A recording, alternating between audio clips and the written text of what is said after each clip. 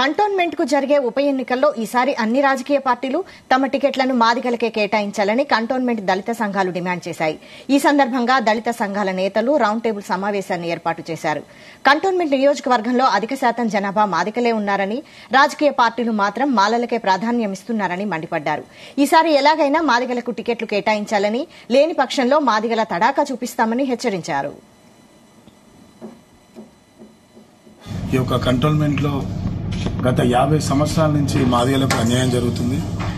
ఉన్న ప్రధాన పార్టీలన్నీ మాల వర్గానికే ప్రాతినిధ్యం చేస్తున్నది. ఈ యొక్క కంటోన్మెంట్ లో మాదిగల జనాభా దళితులలో ఈ యొక్క మాదిగ జనాభా కంటోన్మెంట్ లో ఎక్కువ ఉంది.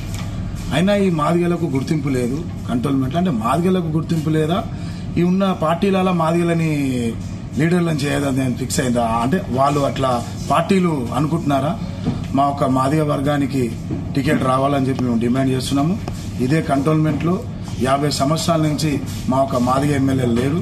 ఈ యొక్క మాదిగ ఎమ్మెల్యేని మేము అందరం మాదిగలను ఏకమై ఇప్పుడు గత 2-3 రోజులనే మేము రౌండ్ టేబుల్ సమావేశము, ఏ పార్టీ లేకుండా, ఏ సంఘం లేకుండా మాదిగలం అంతా ఏకమై మేము ఏకం చేసి రౌండ్ టేబుల్ సమావేశం పెట్టి మేము మా ఒక డిమాండ్ మాదిగలకు టికెట్ రావాలా, మాదిగకు టికెట్ ఇచ్చిన పార్టీ ఏ పార్టీ అని ఉండని మేము మా పరంగా మేము గెలిపించుకుంటాం, మాదిగలంతా ఏకం చేస్తాం.